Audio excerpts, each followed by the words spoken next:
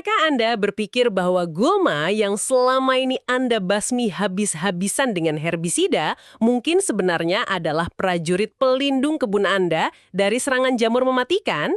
Tetap dengarkan jika Anda tertarik, karena hal yang paling mengejutkan tentang cara memanfaatkan gulma ini akan diungkap di akhir episode. Wah, itu pembukaan yang sangat memancing rasa penasaran untuk diskusi kita hari ini. Selamat datang di episode podcast ini yang dibawakan oleh AGS Agriculture Global Solutions, mitra Anda untuk praktik budidaya yang lebih baik di Indonesia. Halo semuanya, senang rasanya bisa kembali hadir dan berdiskusi langsung dengan Anda, para praktisi di lapangan. Halo, dan senang sekali rasanya bisa kembali menemani Anda di sesi diskusi kita hari ini. Sebagai rekan Anda dalam membedah informasi seputar agronomi, saya selalu bersemangat membawa temuan-temuan segar. Temuan yang pastinya bukan cuma teori manis di atas kertas, tapi bisa langsung mengubah cara kita mengambil keputusan di blok perkebunan. Hari ini, mari kita bahas sebuah kajian ilmiah yang sangat baru. Kajian ini baru saja dipublikasikan pada tahun 2026 ini, yang membahas strategi pengelolaan penyakit pada kelapa sawit. Kajian ini menawarkan perspektif yang sejujurnya bisa membalikan pemahaman tradisional kita tentang kebersihan lahan. Bersama saya, pakar kita yang selalu siap mengubah data rumit menjadi langkah taktis. Senang berada di sini untuk membedah topik ini bersama Anda. Kajian ilmiah tahun 2026 ini sangat menarik perhatian saya, karena penelitiannya dilakukan secara komprehensif di Sabah, Malaysia. Nah, ini adalah detail yang krusial bagi para pendengar kita. Kondisi geografis, profil iklim tropis, dan tipe tanah di Sabah sangat mirip dengan lingkungan perkebunan kelapa sawit di Sumatera dan Kalimantan, sehingga temuan dari kajian ini masih sangat relevan dan bisa langsung diaplikasikan oleh para petani di Indonesia. Meskipun lokasinya di negara tetangga, akar masalah dan solusinya sangat dekat dengan keseharian operasional kita. Oke, mari kita urai hal ini dari akar masalahnya dulu.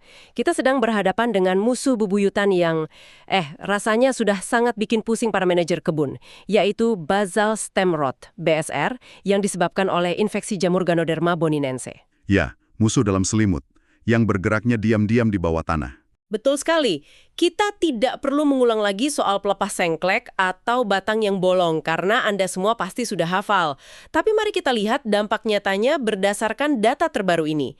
Kajian ini menyoroti bahwa BSR dapat menyebabkan penurunan hasil yang sangat drastis, spesifiknya berada di kisaran 0,04 hingga 4,34 ton per hektar, apalagi di blok tanaman berumur 10-20 tahun.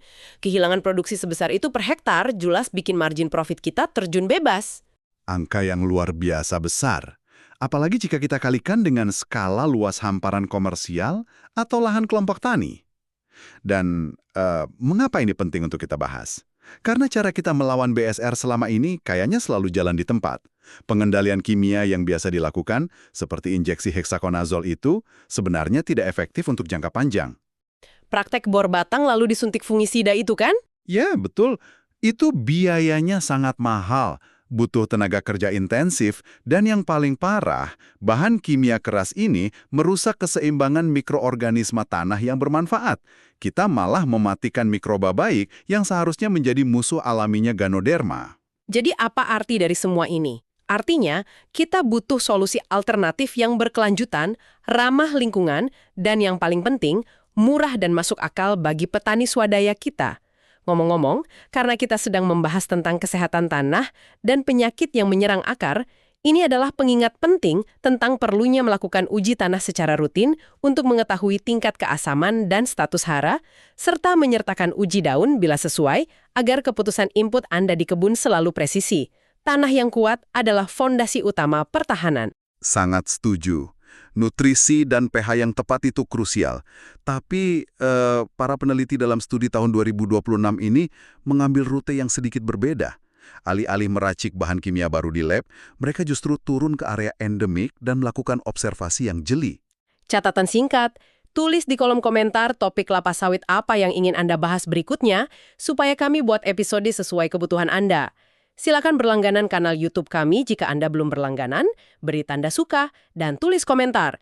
Ini membantu kanal YouTube kami supaya kami terus mengubah artikel ilmiah kelapa sawit menjadi bahasa yang mudah dipahami dan mudah dicerna. Ganoderma.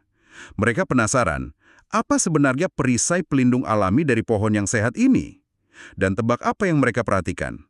Vegetasi bawahnya atau gulmanya? Disinilah bagian yang sangat menarik. Biasanya kalau kita dengar kata gulma, insting kita langsung bilang semprot, herbisida. Tapi mereka malah memetakan gulma ini secara spesifik. Apa yang paling menonjol bagi Anda dari pendekatan ini? Pendekatan yang sangat mendobrak kebiasaan. Peneliti mengidentifikasi ada 20 jenis gulma di area tersebut. Sebagian besar, kayak rumput pahit atau pakis-pakisan, itu tumbuh merata di mana-mana.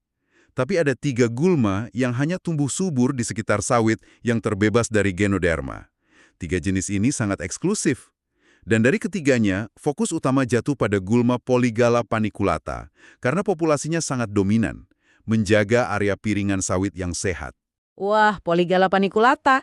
Kalau saya tidak salah, di lapangan gulma ini sering kita lihat sebagai gulma berdaun lebar, tumbuhnya tidak terlalu tinggi, bunganya putih kecil-kecil, dan kalau dicabut, akarnya punya aroma wangi manis yang khas, mirip balsam atau root beer. Benar begitu? Deskripsi yang sangat akurat.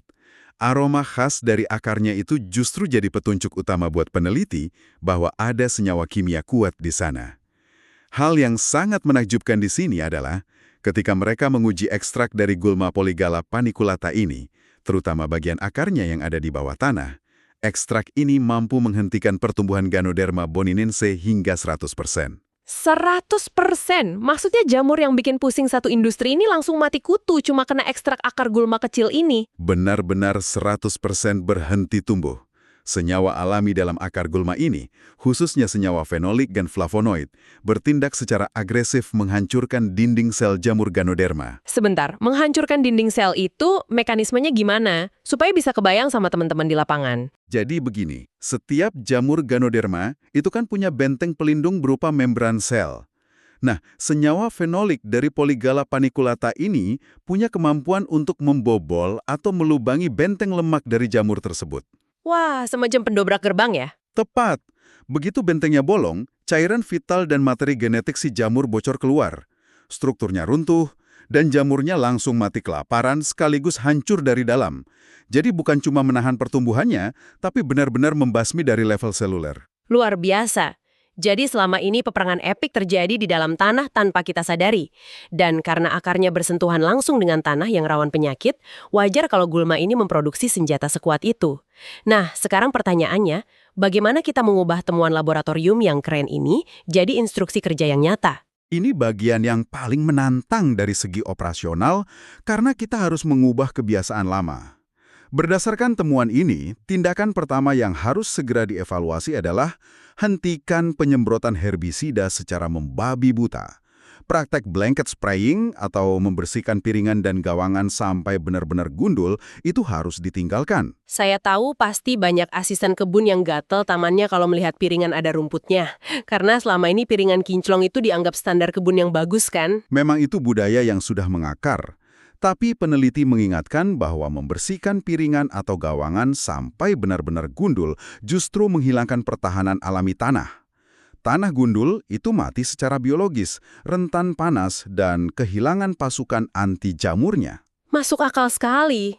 Terus, langkah kedua setelah kita hentikan semprot total, apa yang harus dilakukan? Tindakan kedua adalah identifikasi dan pelihara gulma bermanfaat. Berarti kita harus latih mandor dan tim perawatan ya untuk menginstruksikan petani mulai mengenali Polygala paniculata dan gulma berdaun lebar indikator tanah sehat lainnya di kebun mereka di Indonesia. Tepat. Praktekkan penyiangan selektif.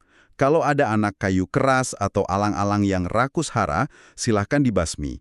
Tapi, biarkan populasi gulma spesifik seperti Polygala paniculata ini hidup di sekitar area perakaran sawit untuk membangun benteng alami.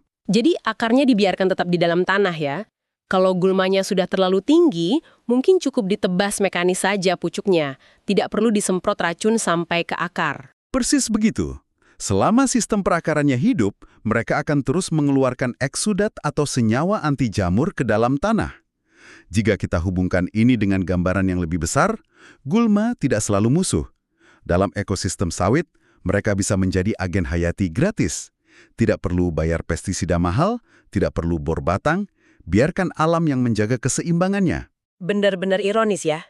Selama bertahun-tahun kita mengeluarkan uang ratusan juta rupiah untuk membeli herbisida guna membunuh tanaman pelindung kita sendiri, lalu mengeluarkan ratusan juta rupiah lagi untuk beli fungisida guna mengobati penyakit yang muncul karena pelindungnya kita bunuh.